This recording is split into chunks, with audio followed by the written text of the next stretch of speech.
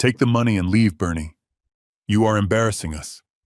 That is what my son-in-law's father, Richard Kensington, told me as he slid a check for $10,000 across his mahogany desk. He looked at my worn-out work boots and shook his head in disgust. He thought he was paying off a poor retired mechanic to stay away from his wealthy family. He thought he was buying my silence and my absence because I was a stain on his perfect image. What Richard did not know was that the check he just signed was drawn from a bank account that exists only because I allow it to. He did not know that I am the Atlas Trust. He did not know that I own 51% of his entire empire. And he certainly did not know that in exactly 48 hours I was going to take it all back. Before I tell you how I destroyed a dynasty with a single signature, hit that like button and subscribe if you have ever been underestimated by people who think money equals class. Let me know in the comments where you are watching from. It all started on a Saturday afternoon that was supposed to be a celebration. My son-in-law Preston was turning 32, and my daughter Emily had invited me to their estate in the Hamptons. I remember the drive vividly. My 2005 Ford F-150 has a loose muffler that rattles like a bag of marbles whenever I go over 40 miles an hour. It is a good truck. It has hauled timber, steel, and machinery for 2 decades, but against the pristine manicured hedges of the Kensington estate, it looked like a rust bucket from a scrapyard. I pulled up to the main gate, and before I could even roll down my window, a security guard in a uniform that cost more than my entire wardrobe stepped out. He did not ask for my name. He did not ask for my invitation. He just tapped his baton on the hood of my truck. That sound, a sharp metallic clack, echoed in the silence of the afternoon. He told me deliveries were around the back, and that I was leaking oil on the private drive. I tried to explain that I was Preston's father-in-law, but he just laughed. He looked at my flannel shirt and my calloused hands and told me to turn around before he called the police. I was about to reach for my phone to call my lawyer Jerome, but then I saw her. Emily came running down the long driveway. She was not running to greet me. She was running to stop a scene. My little girl, who used to sit on my lap while I fixed radios in the garage, was now breathless and flushed not with joy, but with shame. She told the guard it was okay that I was her father, but she would not look me in the eye. She whispered that I should have parked down the road and walked up. She said the neighbors talk dad, and this truck is an eyesore. I swallowed the lump in my throat and parked where she pointed behind a row of hedges where the catering vans were hidden. Walking into that party felt like stepping onto a different planet. The lawn was covered in white tents. There were ice sculptures melting in the summer heat, and a tower of champagne glasses that sparkled like diamonds. Everyone was wearing linen and silk. The air smelled of expensive perfume and entitlement. I smoothed down my shirt. It was clean and pressed, but the collar was frayed. I saw heads turn. I saw the whispers behind hands. I saw the way people created a small, empty circle around me, as if poverty was a contagious disease. I was looking for a familiar face when I saw them. Richard and Victoria Kensington were holding court near the pool. Victoria was a woman who wore her wealth like armor. She had never worked a day in her life, but she looked at working people as if we were a different species. I approached them holding the gift I had spent 3 weeks working on. It was a vintage clock from the 1920s. I had found it broken in a flea market and spent sleepless nights machining new gears, polishing the brass, and restoring the wood. It was a piece of history. It was something real. I cleared my throat and wished Preston a happy birthday. I held out the clock. The music seemed to stop. The chatter died down. Victoria looked at the gift in my hands. She did not smile. She did not say thank you. She reached out and took it using a white cocktail napkin as a barrier between her skin and the wood. She held it up for the guests to see, but not with pride. She held it like an exterminator holds a dead rat. "Oh, look, everyone," she announced, her voice carrying over the garden. "Bernie brought us an antique. Or is it just old?" She turned the clock over, inspecting the bottom. "It smells like oil and old basement." I hope it does not have termites or bacteria. We have to be so careful with these rustic items, don't we? The crowd laughed. It was a polite, cruel ripple of laughter that cut deeper than any insult. I saw Preston, my son-in-law, standing with his golf buddies. He was laughing too. He made a show of wiping his hands on his pants after shaking mine earlier, as if my touch had soiled him. I looked at Emily. I waited for her to step in. I waited for her to say that her father was a master mechanic, that this clock was a work of art. But she just stared at her shoes, her face burning red. She was wishing I would disappear. Victoria handed the clock to a passing waiter. "Put this in the garage," she said, loud enough for me to hear. "We can sanitize it later or just throw it out." I stood there, my hands empty, my heart pounding a rhythm of pure rage against my ribs. I wanted to scream. I wanted to tell them that I could buy this entire estate and turn it into a parking lot. But I didn't. I clenched my fists inside my pockets and forced a smile. I did it for Emily. I told myself to endure it for one more hour. Dinner was announced, and the guests moved toward the long tables set up under the marquee. There were name cards at every seat. I walked up and down the main table looking for my name. I saw Richard and Victoria at the head.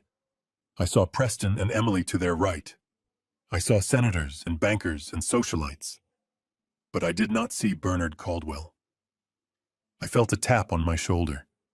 It was the house manager. He gave me a tight, pitying smile and pointed toward the corner of the tent near the kitchen entrance. There was a small round table there away from the main party. It was set for 4. Sitting there were the 2 nannies who were watching the guests' children and a private security guard who was on his break. That was my place. The children's table. The staff table. I walked over and sat down. The chair was wobbly. From my vantage point, I could see the head table perfectly. I saw the waiters pouring vintage wine for Richard. I saw Victoria laughing, throwing her head back, exposing her long neck. I saw Preston leaning over to whisper something to a friend, pointing discreetly in my direction. I could read his lips. He called me the help. I sat there, and I ate the cold chicken they served me. I did not taste a single bite. My mind was racing. I was replaying 40 years of memories. I thought about the day I met Richard's father, Old Man Kensington, 40 years ago. He was a good man, a desperate man who needed a lifeline. I gave him my life savings to save his company. He promised me 51% of the voting shares in a secret trust called Atlas. He kept his word. He respected me. He knew the value of a man who works with his hands. But his son Richard knew nothing. Richard only knew the money he inherited. He did not know where it came from. He did not know the silent whale swimming beneath his little boat. As I watched him toast to his own success, to his brilliance, to the Kensington legacy, I felt something inside me shift. It was the click of a lock turning. The patience I had held onto for decades finally ran out. I watched Emily at the main table. She looked miserable. She was pregnant with my grandchild, but she looked thin and anxious. She was trying so hard to please these people, to fit into their mold. And in doing so, she was letting them erase her father. She was letting them treat me like a stray dog they were forced to feed. That hurt more than the insults. That hurt more than the isolation. After the main course was cleared, Richard stood up and tapped his glass. He made a speech about family values and tradition. He spoke about the future of Kensington Dynamics, about the upcoming IPO that would make them billionaires. He looked straight at the investors in the crowd and smiled his shark smile. He did not look at me. To him, I was invisible. I was just a background extra in the movie of his life. But then he did something unexpected. He gestured for the waiter to bring me a drink. Not a glass of the fine wine everyone else was drinking, but a bottle of cheap beer. He had it sent to my table in the corner. It was a deliberate, calculated insult. A reminder of my place. A reminder that no matter how much money they had, they would never have class. I didn't touch the beer. I just stared at Richard across the room. Our eyes met for a second. He winked at me, a condescending, arrogant wink. In that moment I knew. I knew that I could not just go home and tend to my garden. I knew that leaving them alone was no longer an option. They were not just arrogant, they were dangerous. They were destroying my daughter's spirit, and they were planning something with the company, something reckless. I could feel it in my gut. I finished my meal in silence. The nannies at the table were kind.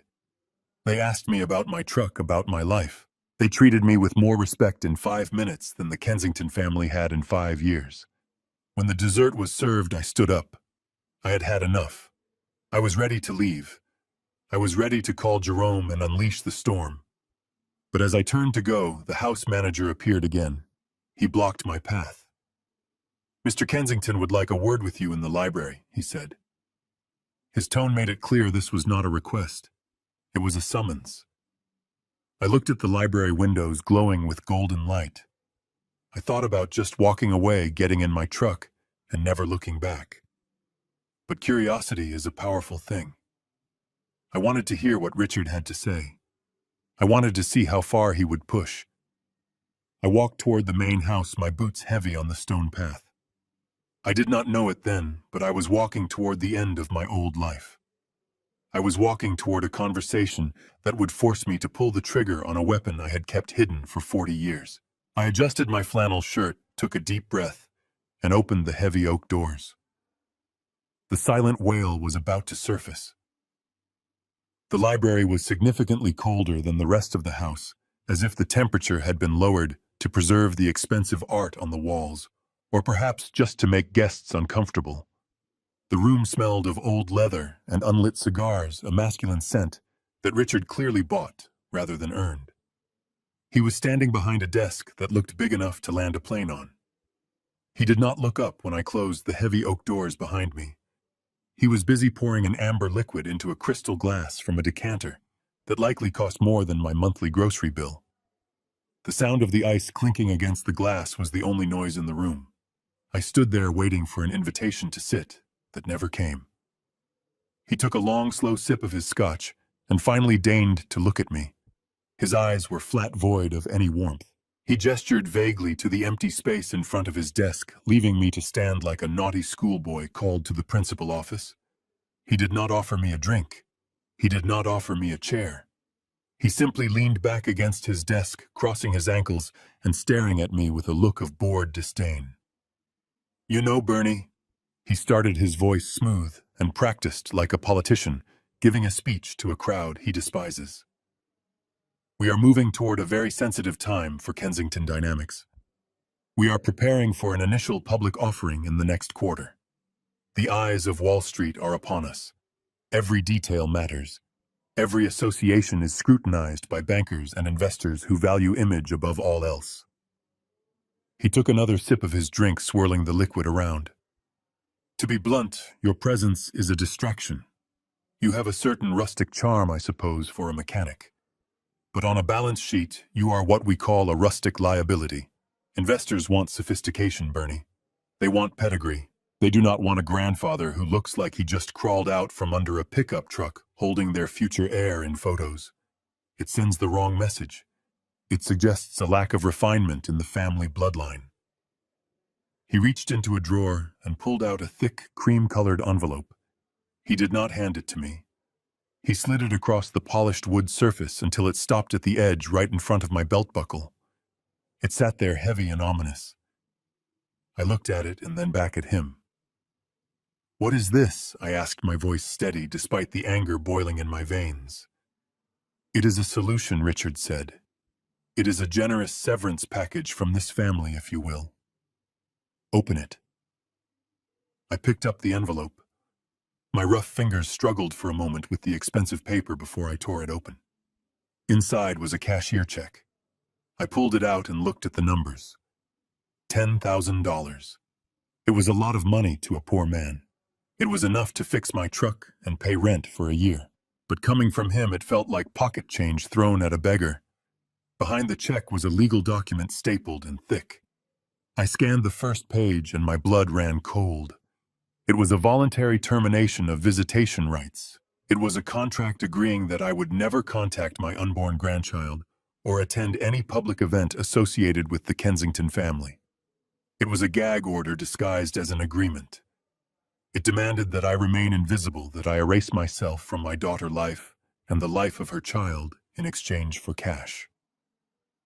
Clause 4 stood out to me.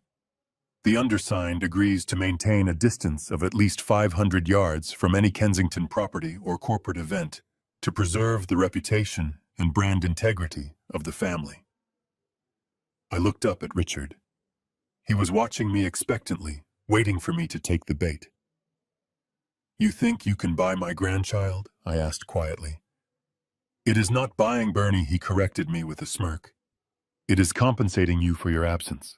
We think it is best for the child to be raised in a consistent environment, an environment of success and high standards. We do not want the child confused by the disparity between our lifestyle and yours. Take the money, go on a long vacation, buy a new truck. Just go away." I felt a movement in the corner of the room. I had been so focused on Richard and the insulting document that I hadn't noticed her standing in the shadows by the bookshelves. Emily stepped forward, her face pale and streaked with dried tears. She looked smaller than I had ever seen her. Her shoulders were slumped, and she was wringing her hands nervously. She wouldn't meet my eyes. She looked at the floor, at the rug, at Richard, anywhere but at me. I held up the check, my hand trembling, not from fear, but from a rage so cold it burned. I looked at my daughter, the girl I had raised on my own after her mother died, the girl I had taught to ride a bike and balance a checkbook. "Emily," I said, my voice low and pleading, "is this what you want? Do you want to sell your father for $10,000? Do you want your child to never know who I am?" She flinched as if I had slapped her. She took a shuddering breath and finally looked at me, but her eyes were empty of the fire she used to have. "Take it, Dad," she whispered, her voice barely audible. "Please just take it. It is for the best. It is good for the baby. Preston and his parents think it will be less stressful this way. You know how you are. You do not fit in here. It is just too hard on everyone when you come around. Good for the baby. To not know its grandfather. To be raised by people who think love is a transaction." I looked at Richard, who was checking his watch as if this transaction was taking too long. He looked bored. He thought he had won. He thought he had crushed the little man with his wallet. I looked down at the check in my hand. $10,000. The price of my dignity. The price of my family. I slowly took the check in both hands. The sound of the paper tearing was sharp and loud in the quiet room. I ripped it down the middle. Then I ripped it again and again until it was nothing but confetti. I let the pieces flutter down onto his expensive Persian rug. Richard's eyes widened slightly, his composure cracking for just a second. He had not expected that. He had expected me to be grateful. But I did not tear the contract. I folded the legal document carefully and placed it into my shirt pocket next to my heart. I needed it. I needed the proof of their cruelty. I needed the evidence of exactly who they were. I looked Richard dead in the eye. "You worry about your stock price, Richard. You worry about the value of your company. You should. Because I am going to be watching it very closely. You think I am a rustic liability. You have no idea what a liability looks like yet. But you will." I turned to Emily. She was crying openly now, but she did not move toward me. She stayed on their side of the room. "Goodbye, Emily," I said. "I hope the money is warm enough to hold you at night, because that is all you have left." I turned my back on them, on the luxury, on the betrayal, and walked out of the library. I marched past the stunned guests in the garden, past the security guard who smirked at me, and got into my old truck. As I drove away, the engine rattled and coughed, but I did not hear it. All I could hear was the sound of war drums beating in my heart. I pulled my phone from my pocket and dialed a number I had not called in years. "Jerome," I said when he answered. "Clear your schedule. We are going to audit Kensington Dynamics. I want to know exactly why Richard is so afraid of a poor old man. The drive back to my cabin was a blur of asphalt and heartache. My old truck rattled down the highway, but the noise couldn't drown out the sound of my daughter's voice pleading with me to take the money. That $10,000 check. It wasn't the insult of the amount that burned in my chest. It was the fact that Emily, the little girl I had carried on my shoulders, the teenager I had taught to drive in this very truck, had looked at me with pity and shame. She had chosen them. She had chosen the marble floors and the cold stares over the man who had dried her tears when her mother died. I pulled into the gravel driveway of my small wooden cabin. It sits on 4 acres of land surrounded by pine trees. To anyone driving by, it looks like the home of a man who has scraped by his entire life. The paint is peeling slightly on the porch railing. There is a stack of firewood by the door that I chopped myself. It is simple. It is quiet. It is the only place where I have ever felt like myself. But tonight, walking up those steps, I felt a strange heaviness. For 40 years I had worn this simplicity like a comfortable coat. I had hidden my true nature to protect myself to keep life genuine. But seeing how easily my own flesh and blood could discard me because of that simplicity made me question everything.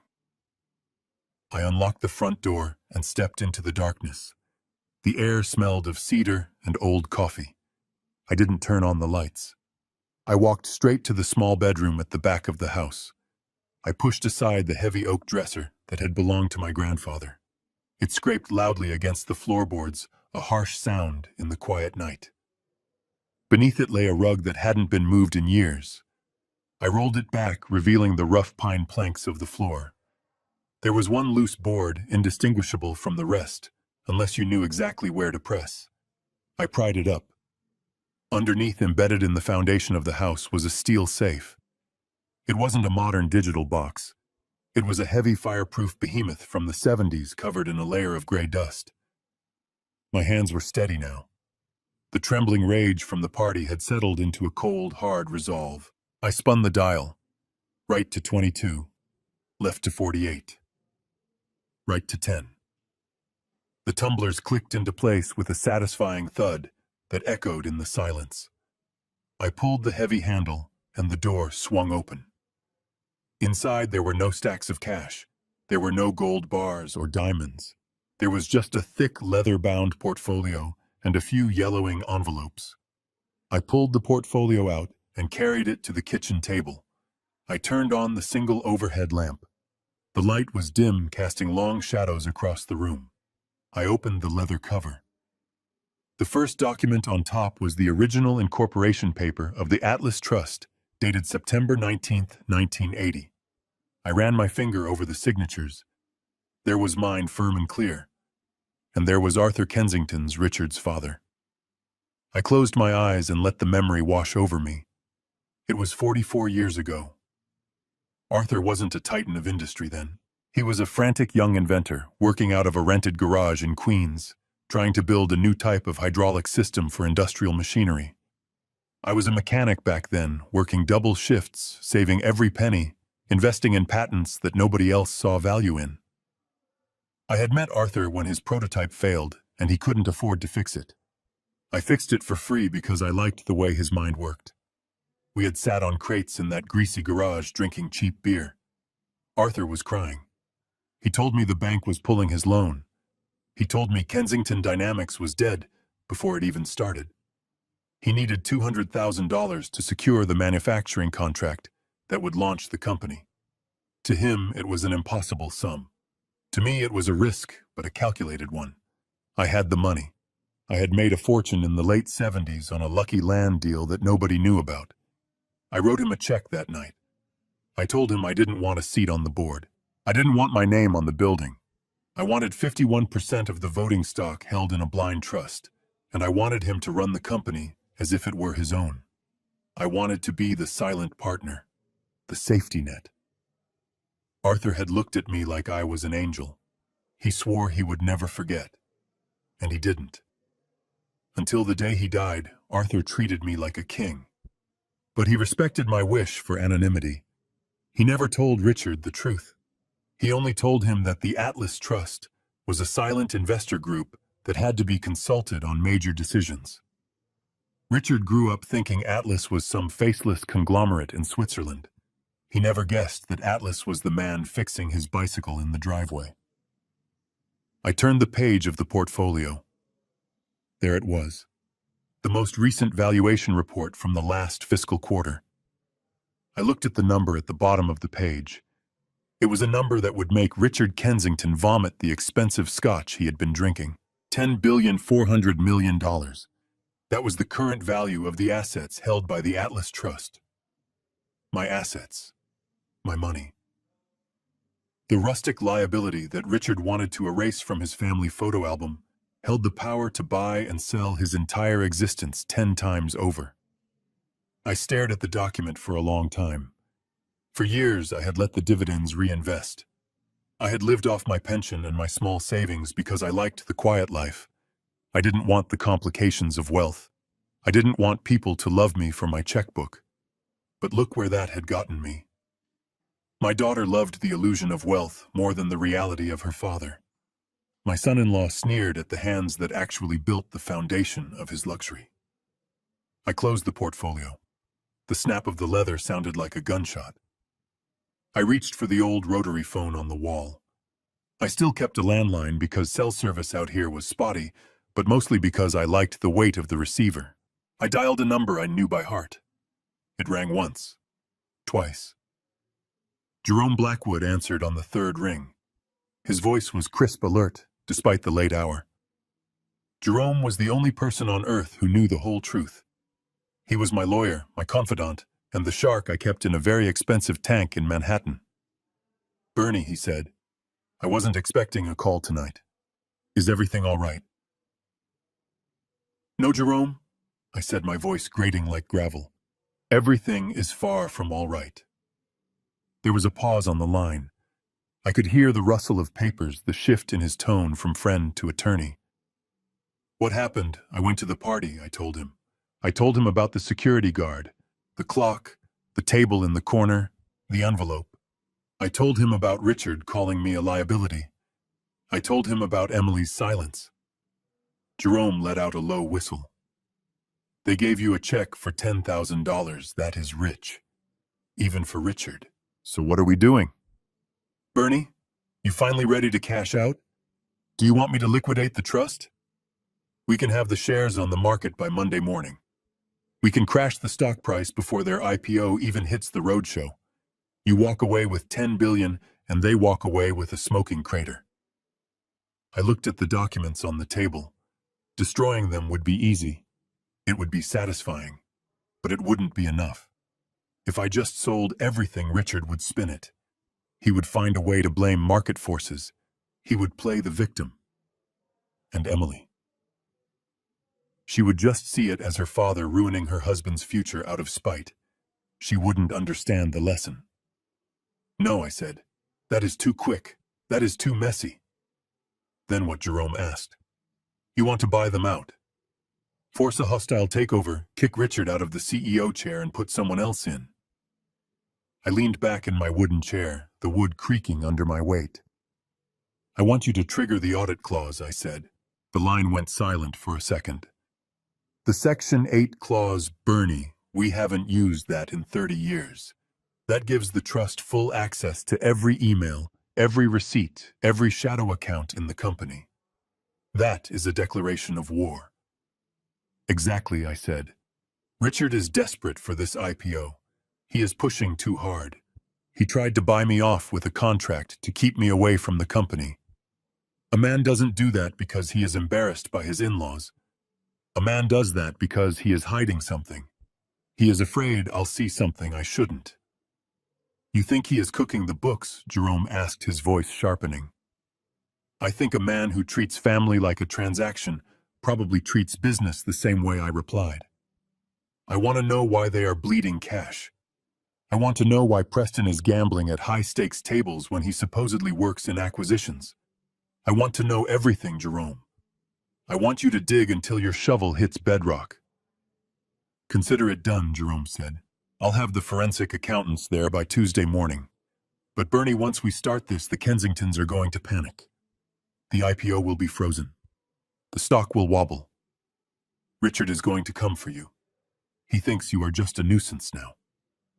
When the auditors show up representing the majority shareholder, he is going to think you are somehow involved, or he is going to try to crush whoever he thinks is behind it. Let him try, I said. He thinks he is fighting a ghost. He thinks the Atlas Trust is some board of directors in Geneva. Let him keep thinking that. I want to watch him sweat. I want to see what falls out of his pockets when we shake him upside down. I will draft the papers tonight, Jerome said. Get some sleep, Bernie. You sound tired. I am not tired, Jerome, I said, looking at the stock certificate one last time before closing the safe. I am just getting started. I hung up the phone and sat in the dim light of the kitchen. The silence of the cabin didn't feel lonely anymore. It felt like the calm before a storm. I looked at my reflection in the dark window. I didn't see the old mechanic in the flannel shirt. I saw the man who had bet on Arthur Kensington 40 years ago. I saw the silent wail rising from the deep, and for the first time all day I smiled.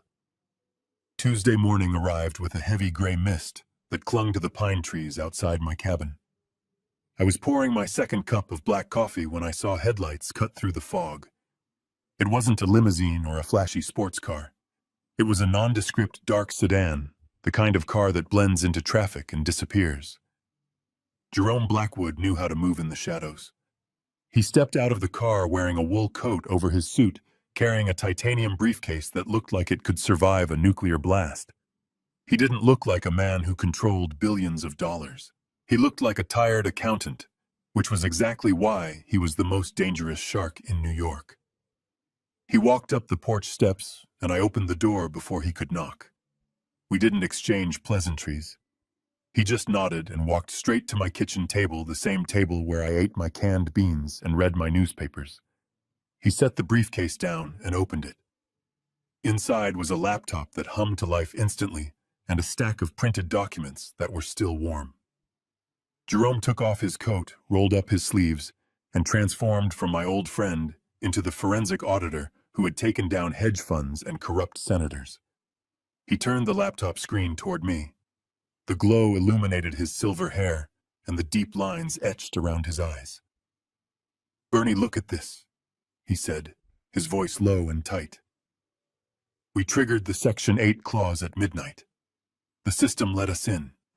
It took my team 6 hours to bypass their firewalls and access the raw ledger. What we found isn't just bad management. It is criminal." I pulled my chair closer, squinting at the columns of numbers that danced across the screen. I know engines. I know how to listen to a piston and tell you if a valve is stuck. But looking at these spreadsheets felt like looking at an engine that was running on oil and prayer. There were red lines everywhere. Jerome pointed a manicured finger at a column labeled Q3 revenue.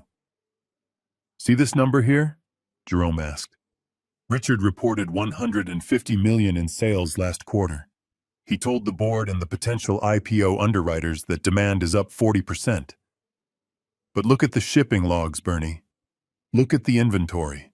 They didn't ship $150 million worth of product. They shipped maybe 30 million. I frowned, trying to understand the mechanics of the lie. How can they report sales if they didn't ship anything I asked? "Booking fake revenue," Jerome explained with a grim smile. "They are creating invoices for shell companies that don't exist. They record the sale to boost the numbers on paper, so the stock valuation goes up. But no money is actually coming in. It is a ghost ship, Bernie. The company looks massive from the outside, but inside it is completely hollow." He typed a few keys and a new window popped up. It showed a complex web of wire transfers. "This is where the money is supposed to be," he said, pointing to a series of accounts. "But look where it actually goes. Cayman Islands, Panama, Luxembourg. They are moving what little cash they have into offshore accounts to hide the debt. They are borrowing money from one bank to pay the interest on a loan from another bank. It is a Ponzi scheme built on the Kensington name. But why, I asked. The company was profitable for 30 years. Arthur built a machine that printed money. How did Richard break it? Richard didn't break it alone, Jerome said. He clicked on a folder named Expenses, Miscellaneous. He scrolled down and the name Preston Kensington appeared over and over again. My son-in-law. The man who wiped his hands after touching mine. The man who bought my daughter diamond earrings while I was driving strangers to the airport. Preston has been busy, Jerome said, his voice dripping with disdain. He is listed as a consultant for acquisitions. But look at these withdrawals. 50,000 here, 200,000 there. All transferred to casinos in Las Vegas, Atlantic City, and Macau. And here, look at these credit card statements paid by the company. Private jets, suites at the Wynn, watches, cars. I felt sick. My stomach churned as I looked at the total at the bottom of the spreadsheet. $50 million. Preston had drained $50 million from the company in 4 years. He wasn't a businessman. He was a parasite. He was gambling away the legacy my father saved and Arthur built. He was betting with my money. So they are broke, I whispered, the realization hitting me like a physical blow. They are worse than broke, Jerome said, closing the laptop with a snap. They are insolvent. If the SEC looks at these books for 5 minutes, Richard and Preston go to federal prison for 20 years. That is why they are pushing for the IPO so hard, Bernie. That is why they need to go public. They need the influx of cash from new investors to fill the $50 million hole before anyone notices. They are trying to sell a burning house to the public and hoping the fire department doesn't show up until they have cashed out. He stood up and walked to the window, looking out at the pines. This explains everything, Bernie. It explains the contract. It explains the check. It explains why Richard was sweating in that library. I stood up too, my legs feeling heavy. Explain it to me, Jerome, I said. Think about it. He turned to face me. You are the Atlas Trust. You own 51% of the voting stock. They cannot sell the company without your signature. They cannot launch an IPO without the majority shareholder signing off on the prospectus. But Richard thinks Atlas is some faceless entity he can manipulate. What he is terrified of is scrutiny. If you show up at a shareholder meeting looking like a mechanic and asking questions, the press will dig. The underwriters will get nervous. They will look closer. Richard needs total control. He needs to present a perfect unified front. He wanted you gone not because you are embarrassing, but because you are a loose end. He needed you to sign that document waiving your rights to interfere so that when the auditors come, he can show them that the family is silent and compliant. He wanted to neutralize me, I said, the anger rising again, cold and sharp. He wanted to make sure I stayed in my lane so he could finish robbing the company. Exactly, Jerome said. And he needed the cash from the sale to pay off Preston's gambling debts before the loan sharks start breaking legs. They are desperate, Bernie. They are standing on a trapdoor and the rope is fraying. They are terrified that if the IPO fails, they lose everything. The mansions, the cars, the status. They will be destitute. I looked down at my rough hands.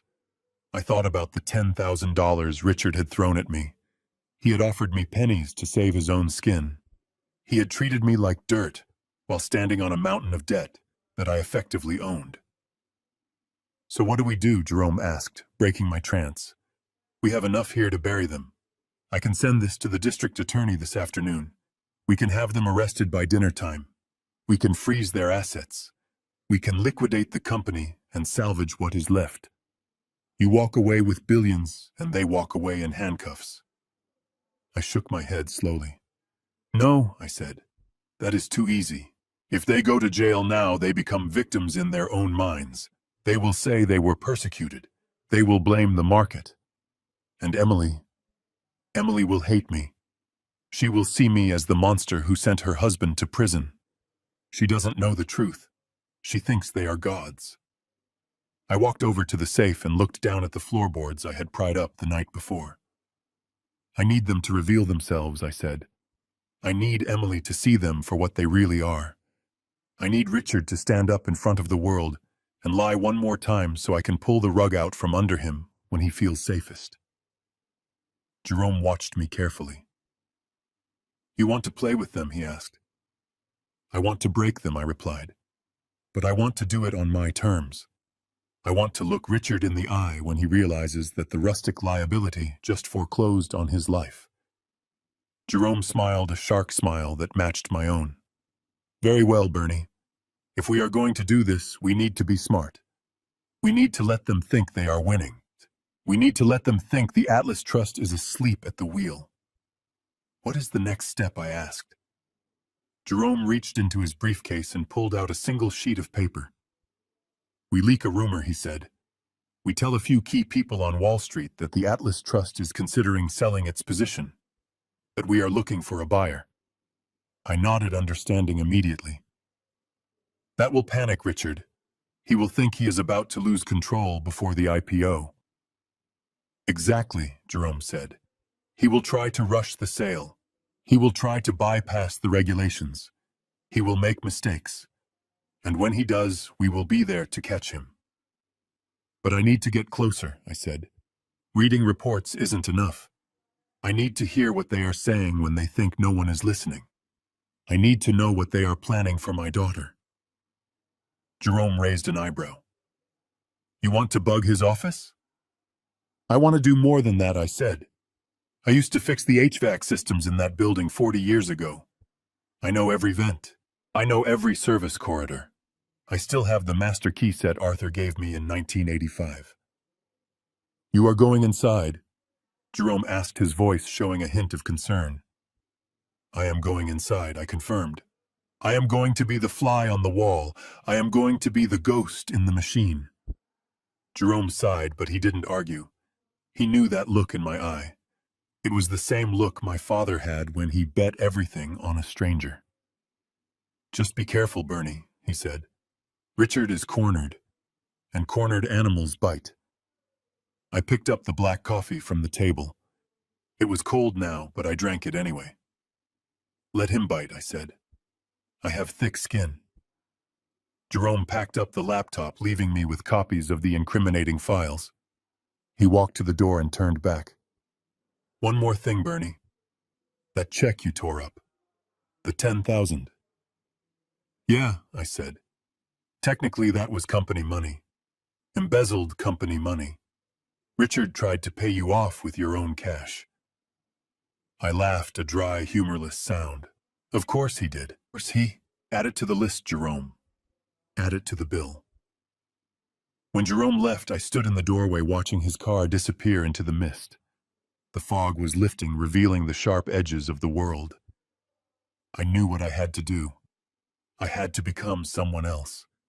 I had to put away the grieving widower and the tired driver. I had to become the silent whale. And the first thing the whale was going to do was swim right into the heart of the storm. I turned back into the cabin and started looking for my old toolbox. It was time to go to work. The dust from Jerome's departure had barely settled when I heard the crunch of gravel again. This time it was not a sedan, but a sleek white Range Rover that looked ridiculous parked next to my woodpile. I watched from the window as my daughter Emily stepped out. She was not wearing the designer silk she had worn at the party. She was wearing a simple cotton dress and a cardigan that looked a little too big for her. Her hair was pulled back in a loose ponytail, and she carried a wicker basket covered with a checkered cloth. It was a scene straight out of my memories. It was exactly how she used to look when she came home from college on weekends, before the Kensingtons got their claws into her. I opened the door, and she stood there on the porch, looking up at me with big, watery eyes. "Hi, Dad," she said, her voice trembling just enough to tug at my heartstrings. "I brought you something." She lifted the cloth to reveal a deep dish apple pie. It was still warm. The smell hit me instantly.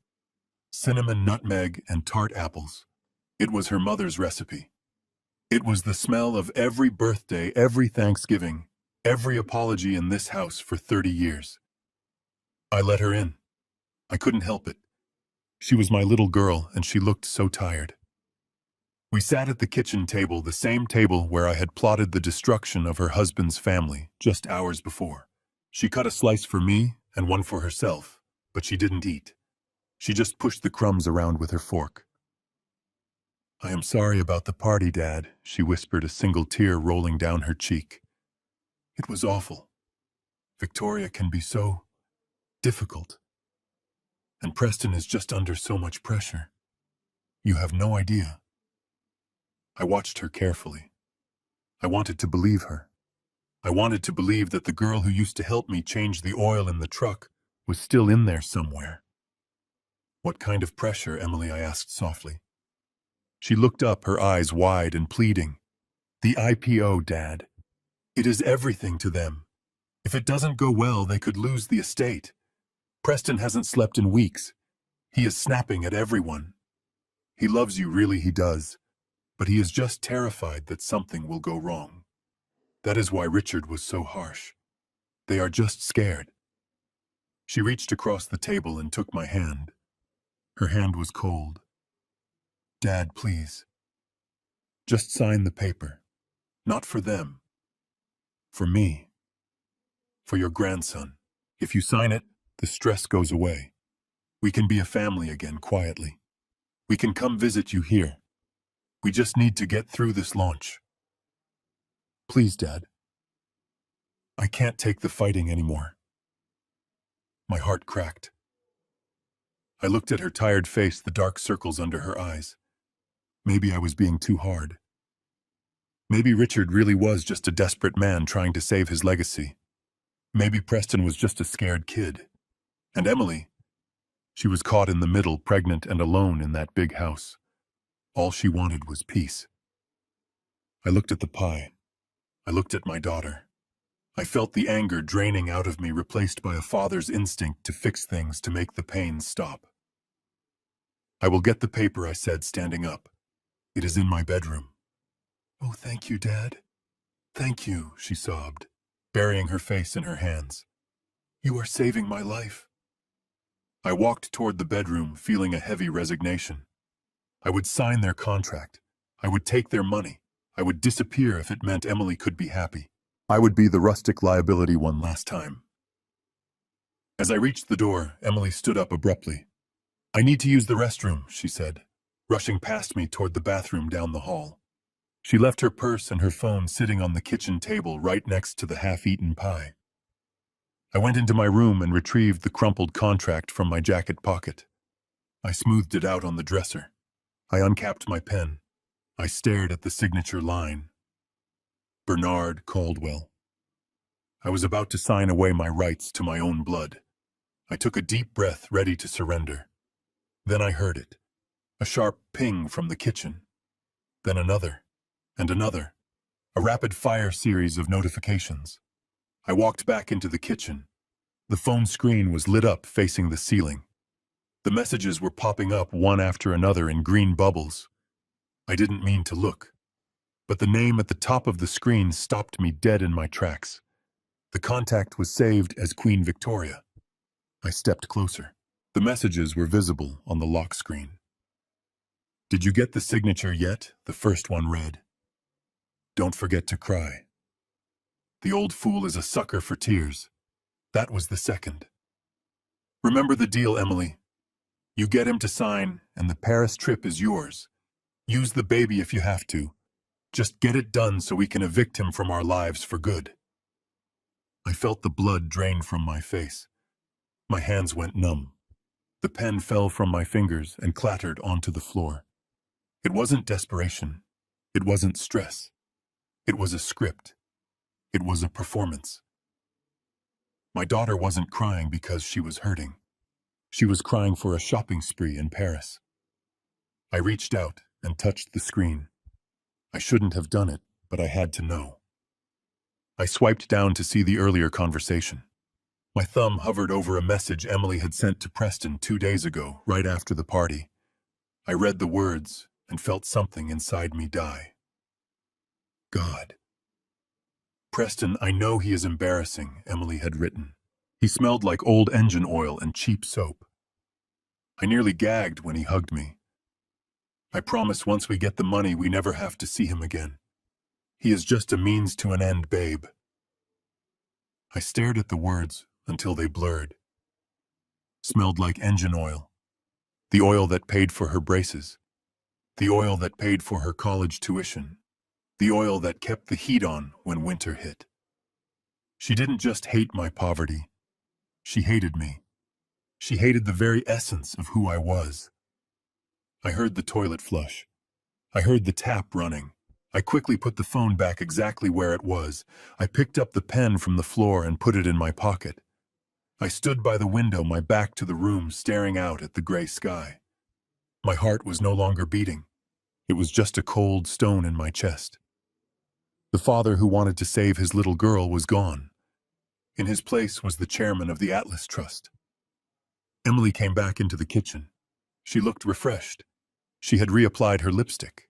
She smiled at me, a bright, hopeful smile that I now recognized as a shark's grin. "Did you find it, Dad?" she asked sweetly. I turned slowly. I looked at her, really looked at her. I saw the greed behind the eyes. I saw the calculation in the tilt of her head. "I found it," I said, my voice flat, devoid of any emotion. "Great," she said, reaching out her hand. "Do you have a pen? Let's get this over with so we can relax." I didn't move. I didn't reach for the paper. I just looked at her. "I need to think about it, Emily," I said. Her smile faltered. "What do you mean, think about it?" "We talked. You said—" I said I need to think. I repeated, cutting her off. "This is a big decision. Giving up my grandchild. I need to read the fine print. I need to pray on it." "But Dad," she stepped closer, her voice rising in panic. "We don't have time. Richard needs this by tomorrow morning." "Then Richard can wait," I said. Emily's face twisted. It wasn't the face of a loving daughter anymore. It was the face of a spoiled child who had been denied a toy. "You are being selfish," she snapped. "You are always so stubborn. Why do you have to make everything so hard? Just sign the damn paper, Dad." "Get out," I said. She froze. "What?" "Get out of my house, Emily," I said quietly. "Take your pie, take your lies, and get out." She stared at me, shocked by the coldness in my tone. She opened her mouth to argue, to scream, to manipulate, but something in my eyes stopped her. She saw something there she had never seen before. She saw a wall. "Fine," she spat, grabbing her purse. "Fine. Be a bitter old man. Die alone in this shack. See if I care. But don't expect to see the baby. Ever." She stormed out, slamming the screen door so hard it rattled the hinges. I watched her get into the Range Rover. I watched her furiously typing on her phone, probably updating Queen Victoria that the mission had failed. She peeled out of the driveway, throwing gravel everywhere, leaving a cloud of dust in the air. I stood there in the silence of the kitchen. The smell of the apple pie was now nauseating. It smelled like betrayal. I picked up the pie and walked to the trash can. I threw it in pan and all. The crash was the only sound in the house. I walked to the sink and washed my hands, scrubbing them hard as if I could wash away the touch of her false affection. I looked at my reflection in the window. My eyes were dry. I had no tears left for Emily Kensington. She had made her choice. She wanted the money. She wanted the lifestyle. Well, I thought, drying my hands on a rag. She was going to get exactly what she wanted. She wanted a business transaction. I would give her the biggest business transaction of her life. I walked back to the bedroom and pulled my old toolbox from under the bed. It was heavy, battered, and smelled of oil. The smell she hated. I opened it and took out a set of precision screwdrivers, a soldering iron, and a small black box I had built years ago for testing circuits. It was time to modify it. I wasn't just a mechanic. I was an engineer who had never gotten the degree. I knew how machines worked, and I knew how to break them. But this time I wasn't fixing an engine. I was building a Trojan horse. I picked up the toy airplane I had bought for my unborn grandson, a vintage model P-51 Mustang. I looked at it for a moment, then picked up a screwdriver. I was going into the lion's den, and I was going to bring back the only thing that mattered now. The truth. Recorded in high definition.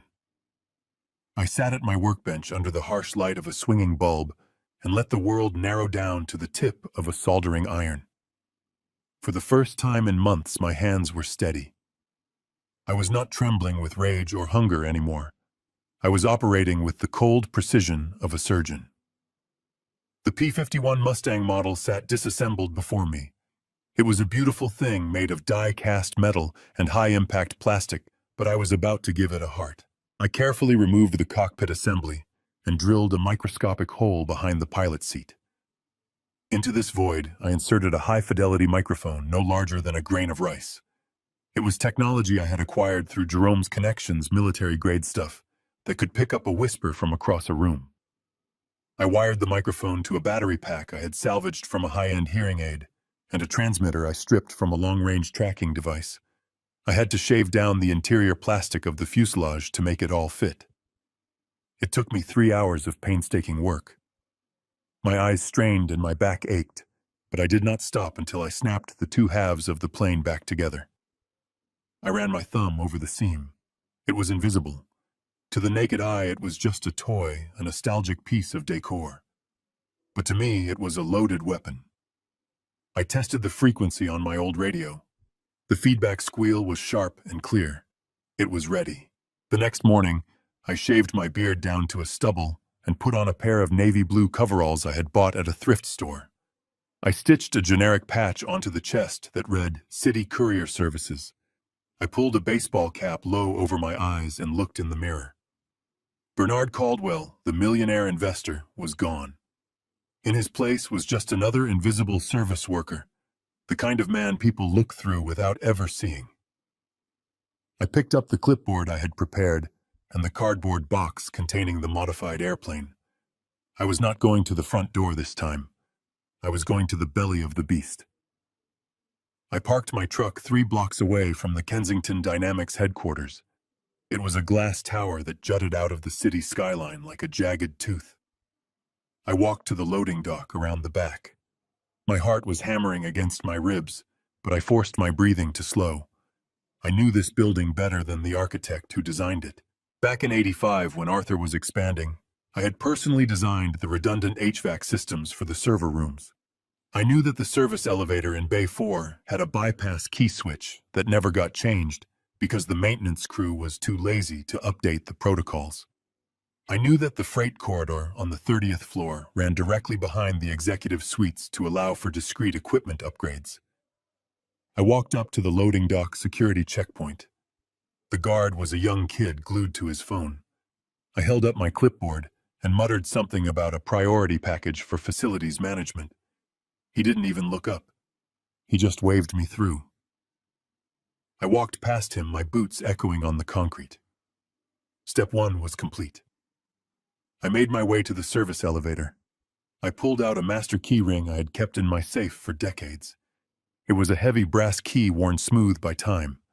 I slid it into the maintenance override slot. The doors slid open instantly. The ride up to the 30th floor felt like an eternity. I watched the floor numbers tick upward 18, 19, 20. My palms were sweating inside my work gloves. If Richard was in his office, this would all be for nothing. If I was caught, I would be arrested for trespassing and corporate espionage. The IPO would go through and my daughter would be lost forever. The elevator dinged and the doors opened. I stepped out into the plush, carpeted hallway of the executive wing. It was quiet. It was lunch hour. I had timed this perfectly. I kept my head down, walking with purpose. If you look like you know where you are going, nobody questions you. I turned the corner toward the CEO's office. That was when I saw him. The head of security, a man named Miller, who had been with the company since Arthur's days. He was walking toward me, talking into a radio. He wasn't a kid on a phone. He was a professional. He stopped 10 feet away from me, his eyes narrowing. "Hey you," he barked. "Hold up. Where is your badge?" I froze. I tightened my grip on the box. I forced myself to look confused, not scared. Facilities, I grunted, pitching my voice lower. Just dropping off a filter replacement for the AC unit in Suite 304. Miller stepped closer. He looked at my face. For a second, I thought he recognized me. I thought he saw the eyes of the man he had thrown out of the party. But then he looked at my coveralls. He looked at the grease under my fingernails. He sniffed the air and smelled the old engine oil I had dabbed on my neck. He wrinkled his nose. "Service elevator is back that way," he said, pointing a thumb over his shoulder. "Do not use the main hall. You are tracking dirt on the carpet." "Yes, sir," I said, bobbing my head. "Sorry, sir." He watched me turn around. I walked away, waiting for a hand on my shoulder, waiting for him to realize who I was. But he just turned back to his radio and kept walking. I ducked into the alcove of the executive restroom, waited for him to round the corner, and then doubled back. My heart was beating so hard I thought it would crack a rib. I reached Richard's office. The door was heavy frosted glass. I didn't knock. I tried the handle. It was unlocked. Arrogance. He thought he was untouchable. I slipped inside and closed the door softly behind me. The office was a shrine to his ego. Awards on the walls, pictures of him shaking hands with politicians. And there on the bookshelf behind his massive desk was his collection of vintage model aircraft. Right in the center sat a P-51 Mustang identical to the one in my box. I had given it to him 10 years ago when he married Emily. He had kept it not out of sentiment, but because it fit the aesthetic of the room. I moved fast. I opened my box and took out the bugged plane. I grabbed the original from the shelf and dropped it into my box. I placed the new one in the exact same spot, adjusting the angle so it matched the dust outline on the shelf. It took 10 seconds. 10 seconds to plant a bomb in the middle of his life. I checked the room one last time. Nothing out of place. I grabbed my box and walked out. The walk back to the elevator was a blur. I didn't breathe until the doors closed and I was descending back to the loading dock. I walked out into the sunshine past the guard who was still on his phone and didn't stop until I was back in the cab of my truck. My hands were shaking so bad I couldn't put the key in the ignition. I sat there for a moment, laughing, a breathless, jagged sound. I had done it. The rustic liability had just compromised the most secure office in the city. I pulled out my phone and sent a single text message to Jerome. "The bird has landed." A minute later, my phone buzzed. It was a link to a secure audio stream. I put in my earbuds and tapped the screen. At first, there was just the hiss of static. Then I heard the sound of a heavy door opening and footsteps on carpet. I heard Richard's voice clear as a bell. "Get me legal on the phone. And pour me a drink." I started the truck and pulled into traffic. The audio feed played in my ears, the voice of my enemy broadcasting his secrets directly to me. I wasn't just listening anymore. I was hunting, and the silent whale was closing in for the kill. The static in my earpiece cleared, and suddenly I was in the room with them. I was sitting in the back of Jerome's mobile surveillance van, parked 3 blocks away from the Kensington Tower, but in my mind I was perched on that bookshelf right inside the cockpit of the P-51 Mustang. Jerome sat next to me, adjusting the levels on a digital soundboard, his face illuminated by the green glow of the monitors. We didn't speak. We just listened. The sound of a heavy crystal decanter hitting a glass rang out like a bell. It was followed by the rustle of silk and the distinctive click of high heels on a hardwood floor. Victoria had entered the room. I heard Richard sigh a long exhale of frustration. He asked her if she had spoken to Emily. Victoria's voice was sharp and dismissive. She said that the girl was useless. She said Emily had called her crying, claiming that I had kicked her out of the cabin. Victoria laughed. It wasn't a happy laugh. It was a cold, dry sound. She called Emily weak. She said my daughter lacked the killer instinct necessary to be a Kensington. She mocked the way Emily had tried to use the apple pie as a bargaining chip, calling it a pathetic peasant gesture. I sat there in the dark van gripping the armrests of my chair until my knuckles turned white. Hearing them insult me was one thing. I was used to that. But hearing them tear apart my daughter, the woman who had sacrificed her relationship with me to please them, was agonizing. Richard chimed in. He said he wasn't surprised. He called Emily a bad investment. He said he had only allowed Preston to marry her because she was pliable and because they thought my land might be worth something one day. But now that they knew I was destitute, Emily was just another mouth to feed, another expense on the balance sheet. Jerome looked at me, his eyes wide with shock. He reached out to pause the recording, but I shook my head. I needed to hear it all. I needed to drink every drop of this poison so I would never forget why I had to destroy them. They poured another drink. I could hear the ice clinking. Victoria asked about the IPO. Richard sounded confident, but tense. He said the numbers were cooked enough to pass a preliminary review, but they needed to sign the underwriters by Friday. He said the only loose end was me. He said he might have to hire someone to scare me off if the contract didn't work. He talked about burning down my cabin as casually as he talked about ordering lunch. He said a little electrical fire would solve the problem of the rustic liability permanently. I felt a cold sweat break out on my forehead. They were not just thieves.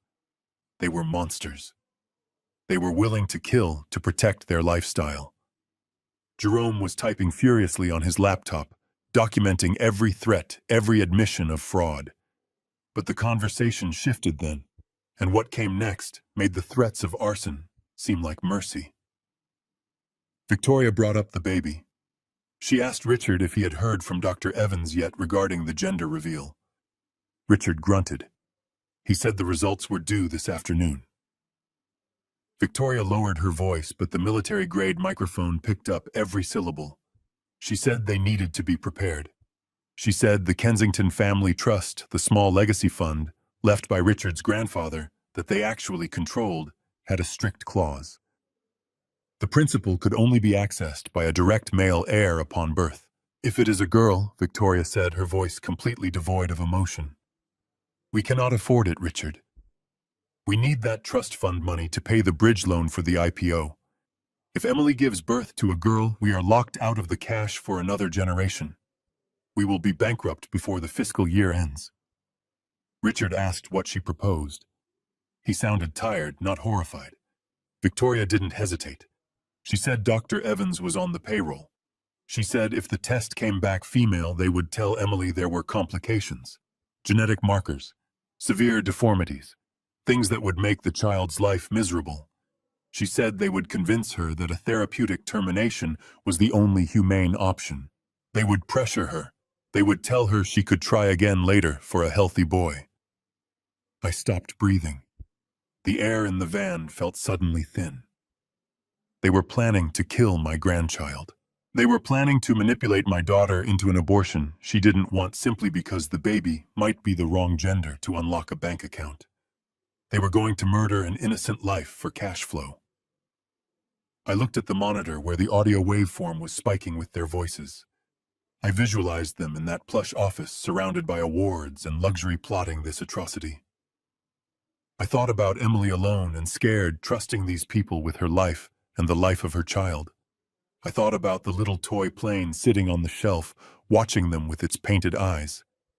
A sound ripped out of my throat. It wasn't a scream. It was a growl, a primal noise of pure fury. I slammed my fist onto the metal table of the van so hard that the equipment jumped. The pain in my hand was grounding. It was real. Jerome grabbed my shoulder. "Bernie," he said, his voice urgent.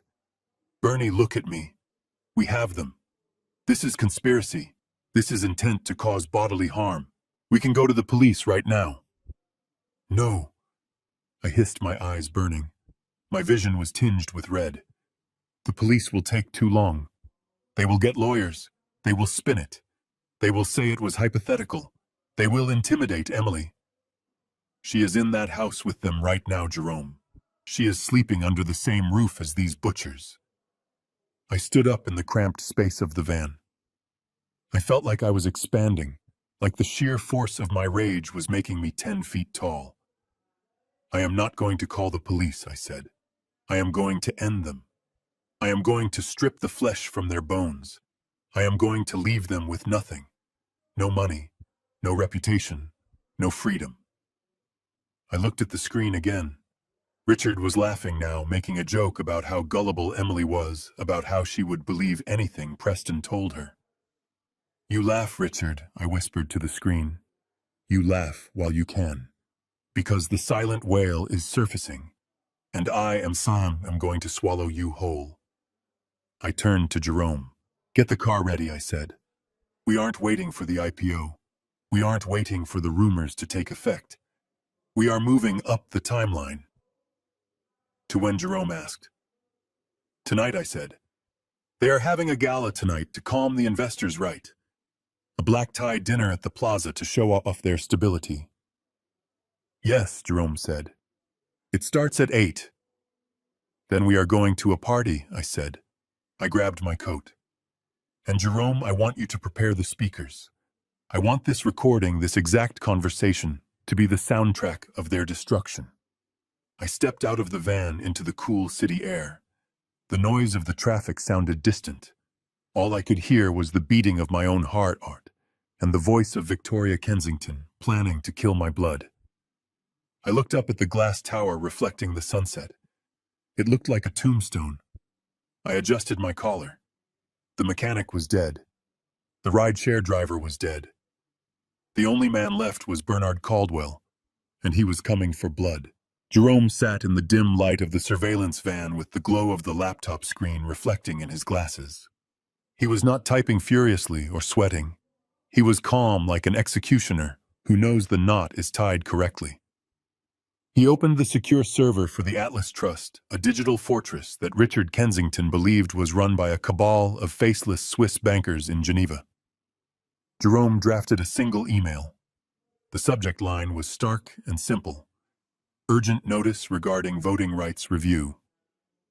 The body of the message was brief, but it carried the weight of a guillotine blade.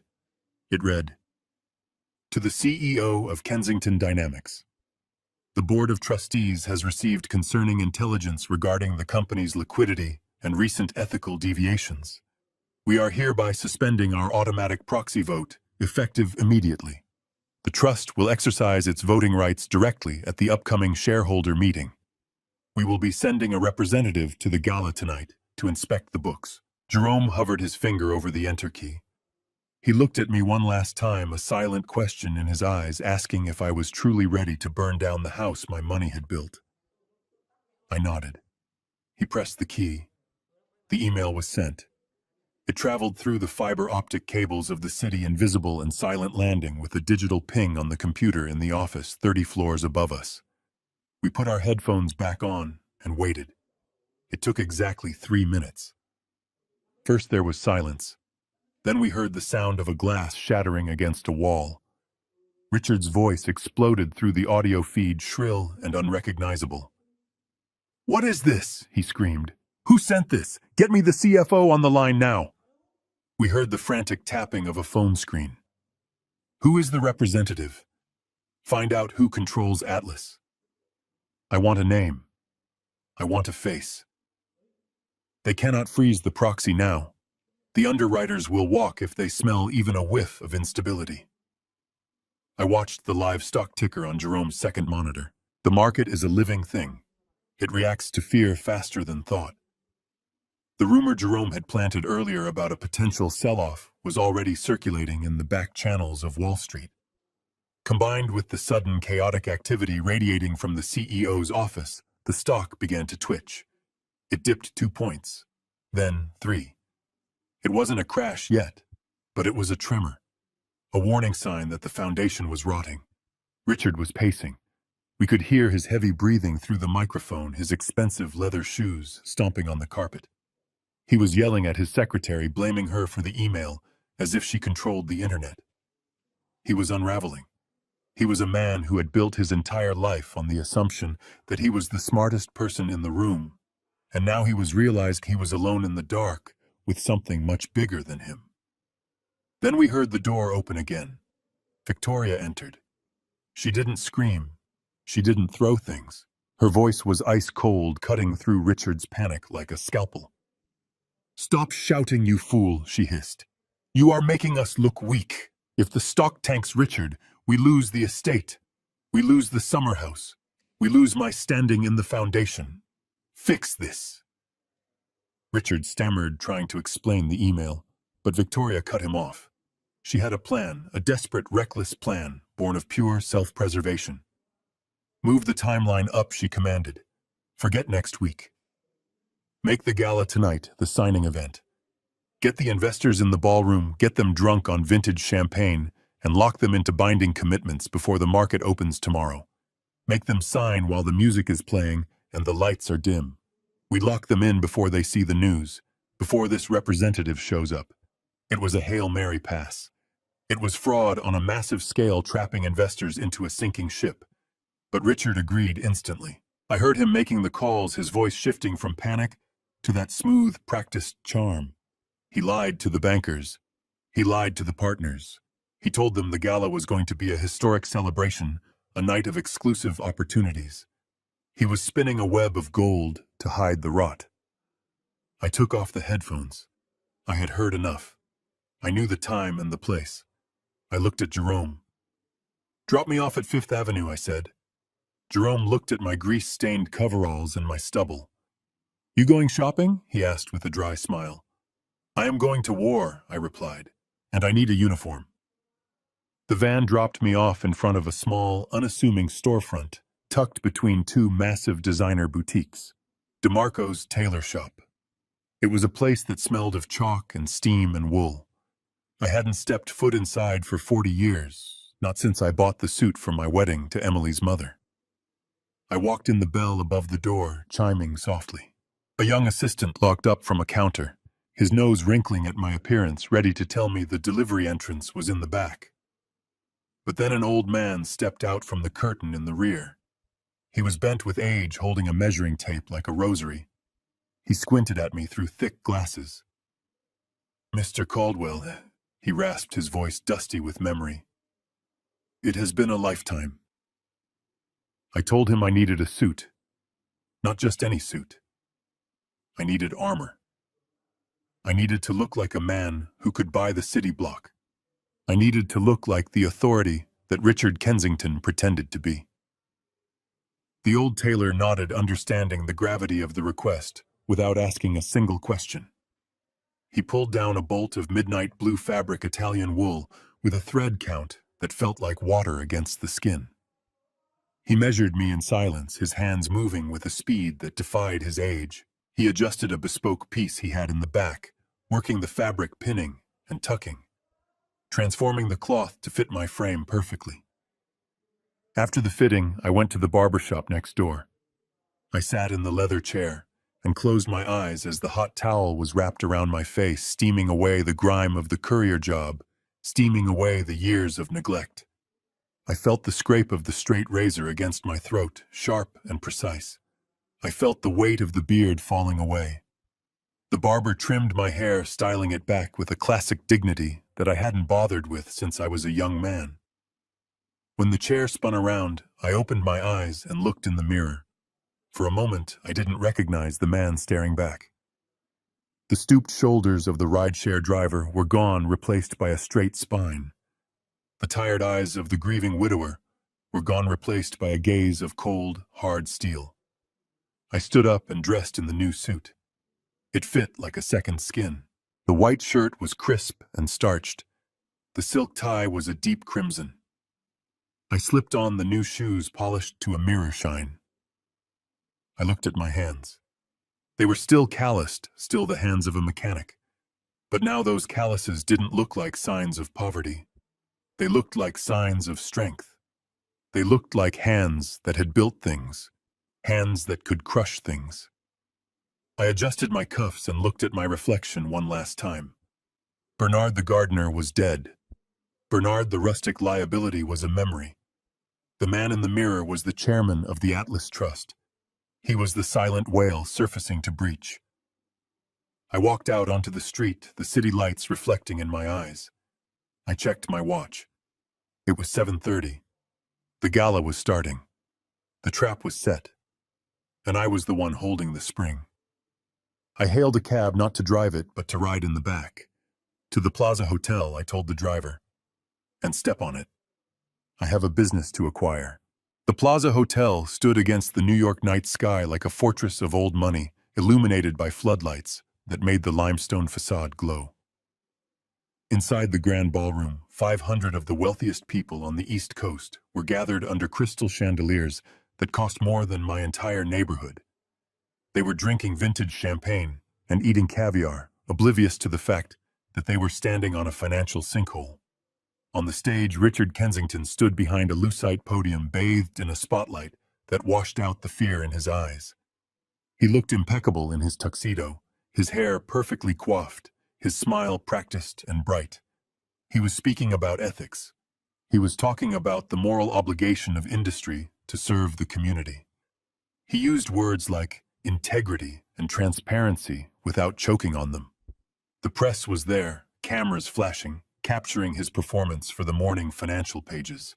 He was painting a picture of a company that was robust and principled, a legacy built on trust. I watched the feed on my phone from the back of the car. It was a masterclass in deception. He was selling them a dream while picking their pockets. He talked about family values, about how Kensington Dynamics was more than a corporation, it was a promise kept from father to son. The audacity was breathtaking. He was invoking the very legacy he was actively destroying to save his own skin. He paused for dramatic effect, looking out at the crowd with moist eyes, pretending to be moved by his own lies, while his wife Victoria sat in the front row, dabbing her eyes with a handkerchief, checking the room to see who was buying the act. The car slowed to a halt. It was not my Ford. It was the lead vehicle in a convoy of 3 black Rolls-Royce Phantoms that glided to the curb with the silent grace of predators. The valets stepped back, their eyes widening at the display of raw power. This wasn't just wealth arriving. This was authority. The driver walked around and opened my door. I stepped out onto the red carpet. The night air was cool, but I didn't feel it. I felt the perfect weight of the bespoke wool suit against my shoulders. I felt the solid, reassuring click of my heels on the pavement. I adjusted my cuffs, the diamond cufflinks catching the light. Jerome stepped out of the second car. He looked sharp, dangerous, his briefcase in hand like a weapon. Flanking us were 4 men in dark suits, broad-shouldered and alert. They were private security, the best money could buy men who moved with the quiet lethality of trained soldiers. We didn't look like guests. We looked like an invasion force. I walked toward the revolving brass doors. I caught my reflection in the glass. For a split second, I looked for the mechanic with the grease under his nails. He was gone. The man staring back was formidable. He was a man who owned the pavement he walked on. I walked into the lobby. The chatter of the hotel guests died down as we passed. It was the kind of silence that commands respect, the kind of silence that usually surrounded Richard. Now it belonged to me.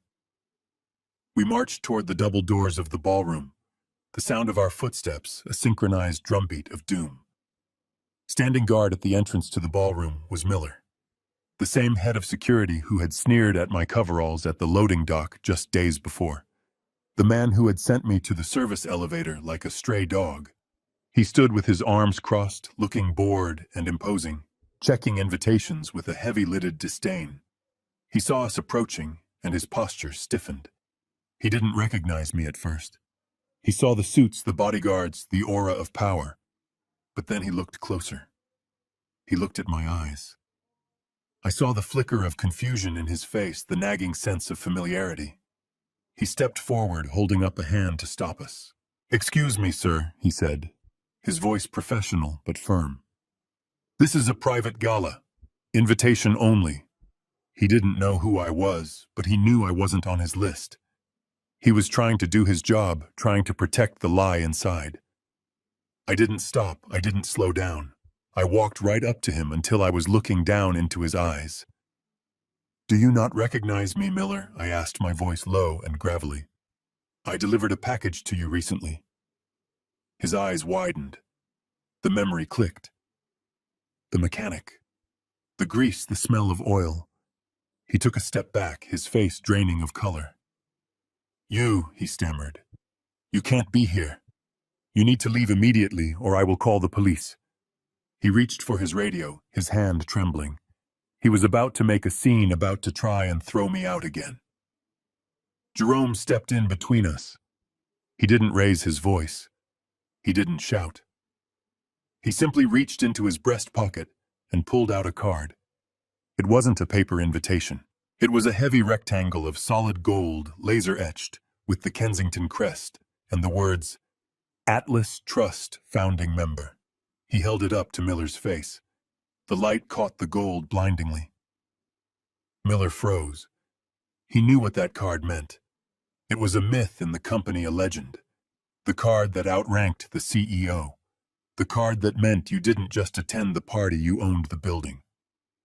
Miller looked from the card to me and back to the card. His arrogance evaporated, leaving only fear. He swallowed hard, his Adam's apple bobbing. He lowered his hand from his radio. He stepped aside, his head bowing almost involuntarily. "I am sorry, sir," he whispered, his voice shaking. "I didn't know. Please proceed." The bodyguards pushed past him, opening the heavy double doors of the ballroom. The sound of applause from inside washed over us. Richard was finishing his speech, basking in the adoration of the crowd. The doors swung wide, revealing the glittering room, the sea of faces, the lie in all its glory. I stepped across the threshold. The silent whale had breached the surface, and the water was about to turn red. The silence that fell over the grand ballroom was heavier than the oak doors I had just walked through. It was not the polite hush of an audience waiting for a punchline. It was the suffocating vacuum of a room that knows something terrible is about to happen. 500 heads turned in unison. The waiters froze with their trays of champagne suspended in midair. The camera flashes stopped popping, leaving afterimages dancing in my eyes. I stood at the top of the short staircase leading down to the dance floor, flanked by Jerome and my security detail. I looked out at the sea of tuxedos and gowns. For months I had felt invisible in rooms much smaller than this. I had been the ghost in the corner, the stain on the rug. But now I was the only thing anyone could see. I felt the weight of their gazes, not as pressure, but as fuel. On the stage, Richard faltered. He had been mid-sentence extolling the virtues of transparency when the doors swung open. He squinted against the glare of the spotlights, trying to make out the figures standing in the entrance. At first he looked annoyed, as if a caterer had dropped a tray. Then he leaned forward over the podium, his eyes adjusting to the dim light of the back of the room. He saw the suits. He saw the size of the bodyguards. And then he saw me. He didn't recognize the bespoke Italian wool or the silk tie, but he recognized the face. He recognized the man he had dismissed in his library just 48 hours ago. His reaction was visceral. The color drained from his face so fast, he looked like a wax statue melting under the heat. He gripped the sides of the lucite podium, his knuckles turning white. He forgot the microphone was live. He forgot the investors were watching. His mask of sophisticated CEO slipped, and the panicked bully underneath clawed its way out. "Security!" he barked, his voice cracking on the high note. The sound echoed painfully through the silent room. "Get them out. Who let this old man in here? Where is Miller? Remove him immediately." He pointed a shaking finger at me. It was a gesture of command that had lost all its power. The crowd murmured. They looked from the frantic man on stage to the calm phalanx moving toward him. They were confused. They saw a CEO losing his mind over the arrival of an impeccably dressed elderly gentleman. They sensed the dissonance. They smelled the fear. I began to walk. I did not rush. I descended the stairs with a slow, deliberate rhythm, my heels striking the marble floor like the ticking of a clock counting down. My bodyguards fanned out slightly, creating a wedge that forced the crowd to part. I walked through the center of the room, splitting the audience in two. I looked into the faces of the people I passed. I saw bankers I recognized from the financial news. I saw politicians. I saw the elite of New York society. They shrank back as I passed, not out of disgust, but out of instinct. They knew a predator when they saw one. I saw Preston standing near the front table. He was holding a glass of scotch halfway to his mouth, frozen. His eyes were wide, his mouth hanging slightly open. He looked at my suit. He looked at the way the light caught the fabric. He looked at the confidence in my stride. He realized in that second that the man he had mocked, the man whose boots he had laughed at, was wearing a suit that cost more than his car. He took a step back, bumping into a waiter, sending a tray of empty glasses crashing to the floor. The sound was like a gunshot, but I didn't flinch. I didn't even look at him. He wasn't worth my attention anymore. I kept my eyes locked on Richard.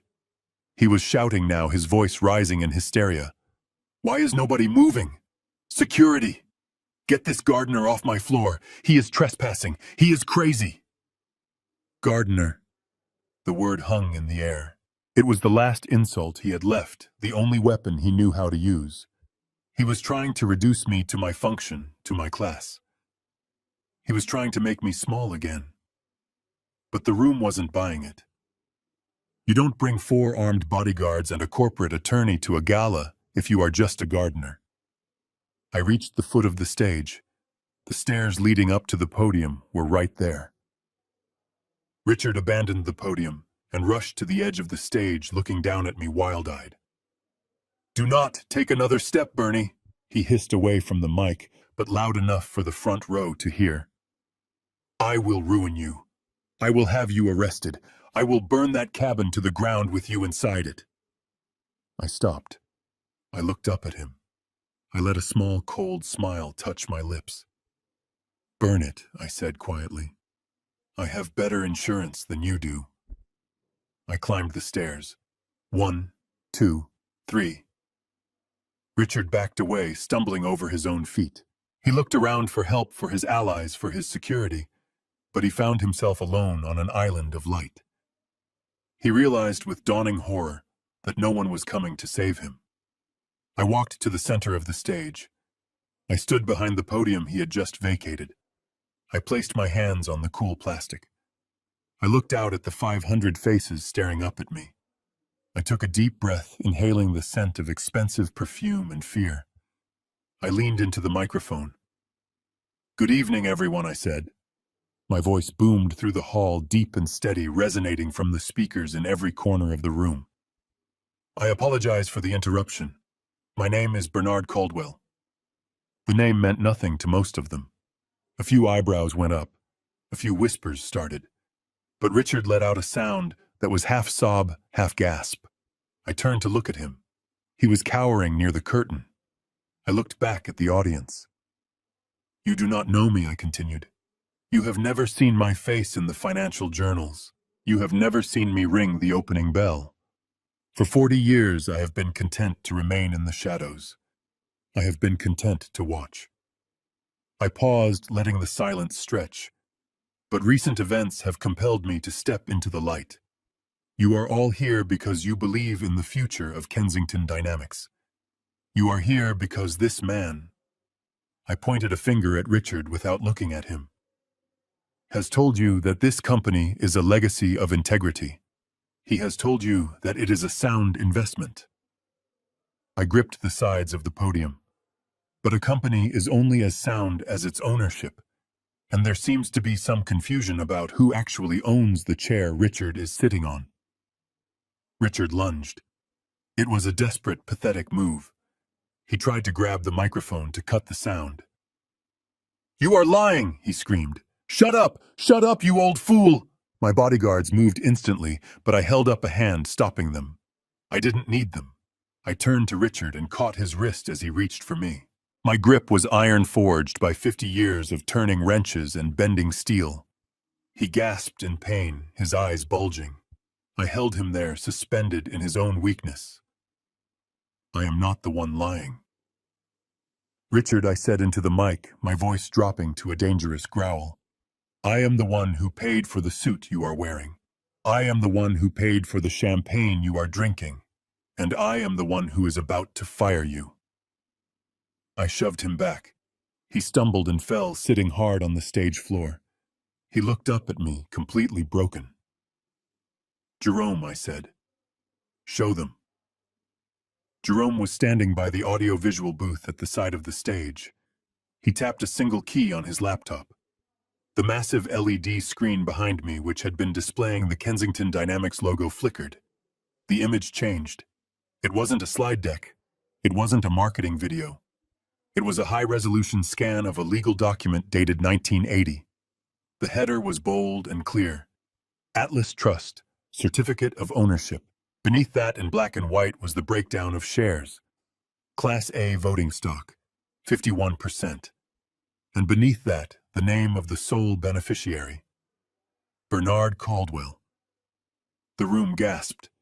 It was a collective intake of breath that sucked the air out of the ballroom. People were squinting at the screen, whispering, pointing. But Jerome wasn't done. The image changed again. This time, it was a current bank statement for the trust, verified and time-stamped. The total assets were highlighted in red. $10.4 billion. The number hung above my head like a neon sign. 10 billion. It was a number that commanded silence. It was a number that turned a gardener into a god. I watched the realization ripple through the crowd. The bankers did the math instantly. If I owned 51% and the trust was worth 10 billion, then I wasn't just a shareholder. I was the company. I was Kensington Dynamics. I looked down at the front row. Victoria Kensington was sitting there, frozen in her chair. Her face was a mask of pure, unadulterated horror. She was looking at the screen, and then at me, and then back at the screen. Her brain was trying to reconcile the image of the rustic liability with the reality of the titan standing before her. She had spent years mocking me, belittling me, treating me like a disease. And now she realized that she had been living in my house, eating my food, spending my money. Her hand began to tremble. She was holding a crystal goblet of vintage red wine, the same wine Richard had denied me. The trembling got worse. She tried to set the glass down, but her fingers wouldn't cooperate. The glass slipped. It fell in slow motion. It hit the floor and shattered. The dark red wine exploded, splashing up onto the pristine white silk of her designer gown. It looked like a gunshot wound, a spreading crimson stain on her perfect facade. She didn't move to clean it. She just stared at me, her mouth opening and closing like a fish out of water. She knew about the conversation in the office. She knew about the plans for the abortion. She knew that I knew. And she knew that her life as she understood it was over. I looked back at the audience. The silence was absolute. I leaned into the mic one last time. Richard Kensington does not have the authority to sell this company, I said. He does not have the authority to launch an IPO. Because as of this moment, I am dissolving the board. I am firing the executive team. And I am ordering a full forensic audit of every dime that has passed through this building in the last 10 years. I looked down at Richard, who was still sitting on the floor, staring up at the $10 billion figure on the screen. You wanted to erase me, Richard, I said. You wanted me to disappear. Well, I am here, and I am the only thing left. I stepped back from the podium. The feedback loop whined and died. The only sound in the room was the hum of the projector and the soft dripping of wine from Victoria's dress onto the floor. The silent whale had not just breached, it had capsized the boat. And now the sharks were coming. I looked out at the sea of stunned faces in the ballroom and knew that revealing the money was not enough. Money was a language these people understood. It was a currency they respected.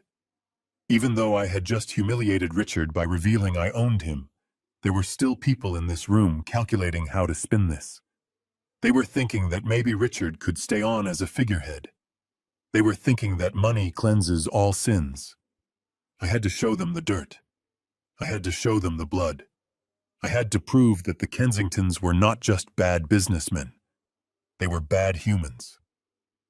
I looked over at Jerome standing in the shadows of the tech booth. He was waiting for my signal, his finger hovering over the play button again. I gave him a nearly imperceptible nod. The massive screen behind me went black. The image of the $10 billion balance vanished, leaving only a stark, terrifying void. Then the audio began. It started with a hiss of static that sounded like a snake moving through dry grass. Then Richard's voice boomed through the high-fidelity speakers, amplified to a volume that made the crystal chandeliers tremble. "If the stock tanks, Richard, we lose the estate. We lose the summer house." That was Victoria. Her voice was unmistakable, sharp and cruel. The crowd murmured, confused. They looked around, trying to find the source. Then came the laughter. The cold, dry sound of Victoria mocking my daughter. "She is weak, Richard. A bad investment. She lacks the killer instinct." I saw Emily standing near the edge of the stage. Her hands flew to her mouth. She recognized that voice. She recognized the words. She looked at Victoria, who was still sitting in her wine-stained dress, staring at the floor as if she could will a hole to open up and swallow her. But the recording was not done. It was just warming up. The conversation shifted to the pregnancy. The audio quality was so clear you could hear the ice clinking in their glasses. "If it is a girl, we cannot afford it. We need that trust fund money." The room went deathly silent. The waiters stopped moving. The air conditioners seemed to pause. 500 people held their breath as Victoria laid out the plan. "Dr. Evans is on the payroll. If the test is female, we tell her there are complications, severe deformities. We convince her to terminate." A gasp ripped through the room. It was a collective sound of horror, a physical reaction to pure evil. This was not financial fraud. This was a conspiracy to commit murder. This was a grandmother plotting to kill her own grandchild for cash flow. I looked at Emily. She wasn't crying anymore. She was screaming. It was a silent scream, her mouth open, her eyes wide with a terror so absolute it looked like madness. She clutched her stomach instinctively, protecting the life inside her from the monsters she lived with. She looked at Preston, waiting for him to deny it, waiting for him to scream that it was a lie. But Preston just stood there, pale and shaking. He knew. He had known. And he had done nothing. I leaned into the microphone, my voice cutting through the horror. "You heard them," I said. "They were not planning a legacy. They were planning a crime. They were going to sacrifice an innocent life to pay for their private jets and their gambling debts." I pointed a finger at Preston. He flinched as if I had pointed a gun. "And you," I said, "you stood by. You let them talk about your child like it was a defective product." Preston panicked. The reality of the situation crashed down on him. He realized that this wasn't just a corporate takeover. This was the end of his life. He looked at the exits. He saw the red signs glowing in the distance. He made a run for it. He shoved a waiter aside, knocking a tray of silver onto the floor with a deafening crash. He sprinted toward the side door, his tuxedo tails flapping like the wings of a desperate bird. He didn't make it 10 feet. The side doors burst open. But it wasn't catering staff. It was a team of federal agents in windbreakers emblazoned with the letters FBI. Behind them were officers from the NYPD Economic Crimes Unit. Jerome had been busy. He had sent the forensic packet to the district attorney at the same time he sent the email to Richard. The evidence of $50 million in embezzlement and wire fraud was irrefutable. Preston skid to a halt, his eyes bulging. An agent stepped forward and grabbed his arm, twisting it behind his back.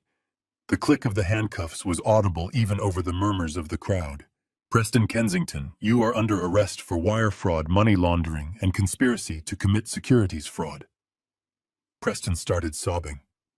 Not a manly, stoic cry, but a high-pitched wail of a child who has been caught, "Daddy," he screamed, looking back at the stage. "Daddy, do something! Help me!" But Daddy couldn't help him. Richard was still on the floor, sitting in a puddle of his own arrogance. He watched his son being dragged away, and he realized the walls were closing in. He looked up at me. He saw the man standing at the podium, the man who held the keys to his cage. He scrambled to his knees. He didn't stand up. He crawled. He crawled toward me across the stage floor, his expensive pants dragging on the wood. He reached out a hand toward my shoe. "Bernie," he croaked, his voice broken and wet. "Bernie, please. We can fix this. You have made your point. You have the power. We understand." I looked down at him. He looked small. He looked pathetic. This was the man who had sneered at my boots. This was the man who had tried to buy my grandchild. "We are family, Bernie." He pleaded, tears streaming down his face, mixing with the sweat on his upper lip. "Think about Emily. Think about the baby. You cannot send us to prison. You cannot destroy the family. We are all you have." The audacity was breathtaking. He was using the very family he had planned to mutilate as a shield. He was appealing to a bond he had spent years trying to sever. I stepped back, moving my foot away from his grasp, as if he were something contagious. "Family?" I asked, my voice echoing through the silent ballroom. "You call this family?" I gestured to the screen behind me where the audio file was still paused on the waveform of his wife planning an abortion. "You tried to erase me, Richard," I said. "You tried to buy me off with $10,000 of my own stolen money. You called me a rustic liability. You said I was a stain." I leaned down close to his face so he could see the fire in my eyes. "Do I look like a liability now, Richard?" I whispered. "Or do I look like the foreclosure?" Richard sobbed, his head dropping to his chest. He knew. It was over. I stood up straight and addressed the room. I addressed the board members who were huddled in the back, terrified of being implicated. As the majority shareholder of the Atlas Trust and the sole owner of Kensington Dynamics, I am exercising my executive privilege effective immediately. I pointed at Richard. "Richard Kensington is terminated for cause. He is stripped of all titles and authority." I pointed at Victoria, who was watching the police approach her with a look of vacant shock. "Victoria Kensington is removed from the board of the charitable foundation and banned from all company premises." I looked at the agents who were now moving onto the stage. "The audit revealed $50 million in stolen funds," I said. "Since the Kensingtons do not have the liquidity to repay this debt, I am seizing their assets to cover the loss." I looked down at Richard again. "The estate in the Hamptons," I said. "The penthouse in Manhattan. The cars. The art collection. The jewelry. It is all collateral, and I am calling in the loan." Richard let out a wail of despair. "No," he screamed. "Not the house. My father built that house." "Your father built it," I said, cold as ice. "And you lost it." The agents pulled Richard to his feet. He sagged in their grip, a man whose spine had been removed. They cuffed him. They marched him down the stairs, past the staring crowd, past his weeping wife, past the wreckage of his life. Victoria started screaming as they cuffed her too. "Do you know who I am?" she shrieked. "I am a Kensington. You cannot touch me." The agent didn't even blink. "You have the right to remain silent, ma'am," he said, pushing her toward the exit. "I suggest you use it." In 10 minutes, the stage was cleared. The Kensingtons were gone. The police were gone. The only people left on the stage were me, Jerome, and the ghost of the company that used to be. The guests were silent. They didn't know whether to applaud or run. They had come for a party and witnessed a public execution. I tapped the microphone one last time. "The gala is over," I said. "Please go home."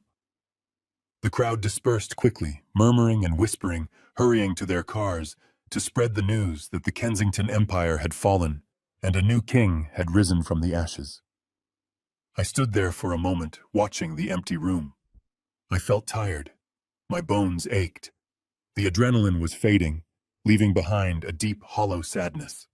I had won. I had destroyed my enemies. I had taken back what was mine, but there was no joy in it. I looked to the side of the stage. Emily was still there. She was standing alone, wrapped in her arms, shivering, as if she were freezing to death. She looked at me. Her eyes were dark holes in her pale face.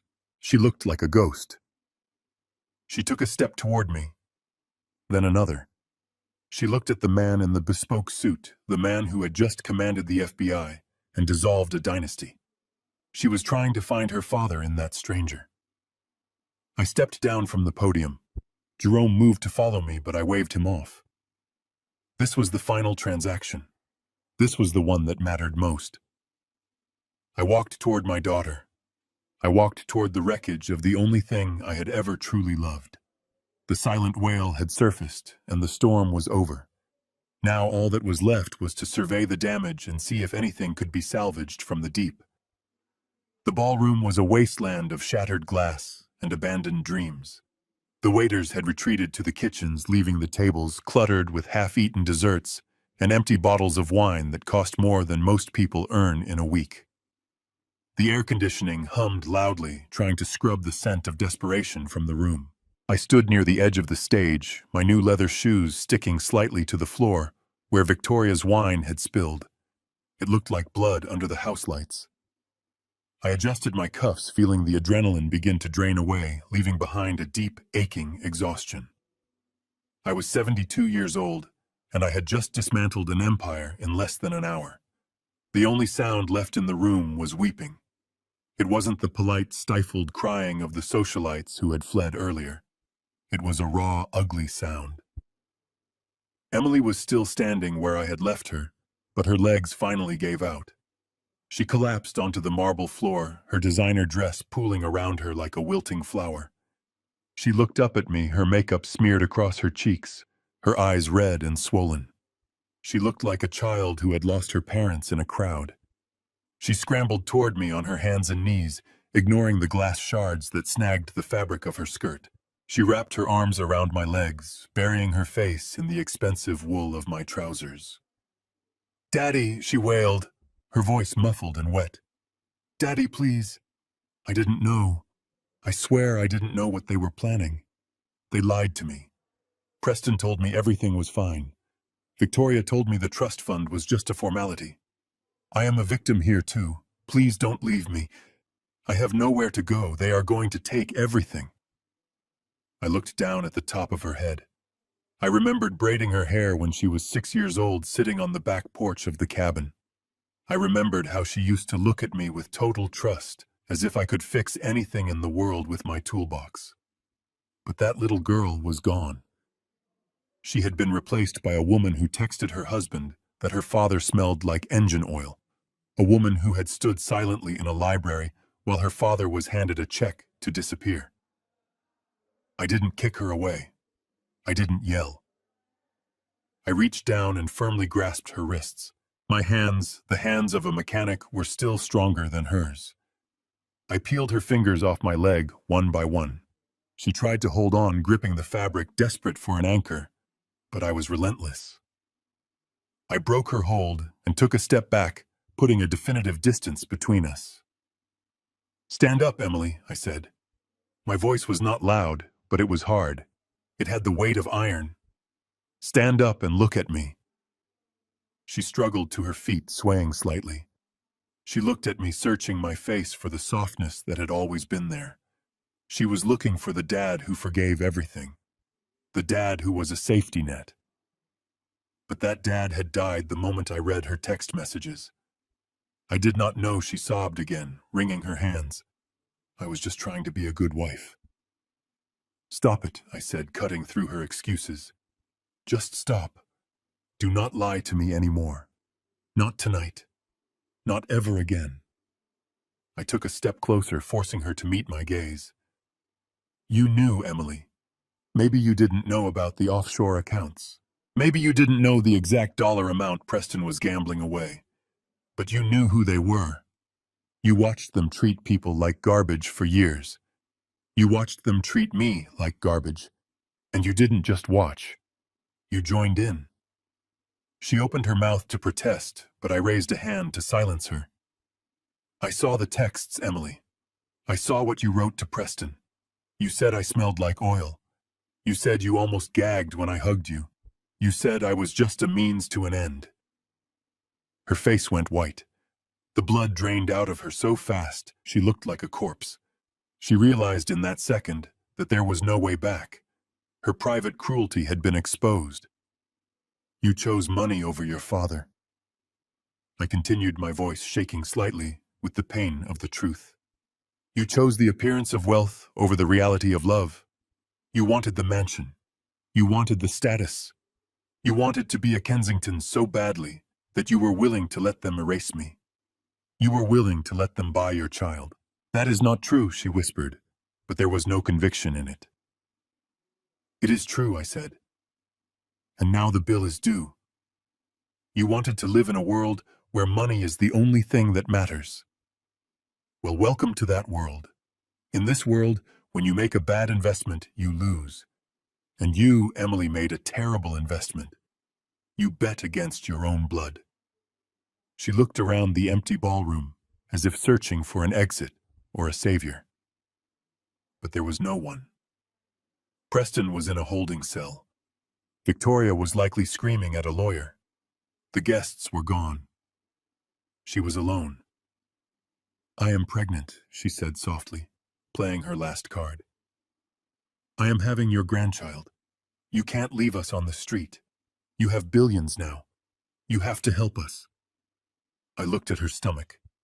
I thought about the baby growing inside her, a baby that had almost been sacrificed for a trust fund clause. I reached into the inside pocket of my jacket. I pulled out a single brass key. It wasn't a key card to a penthouse.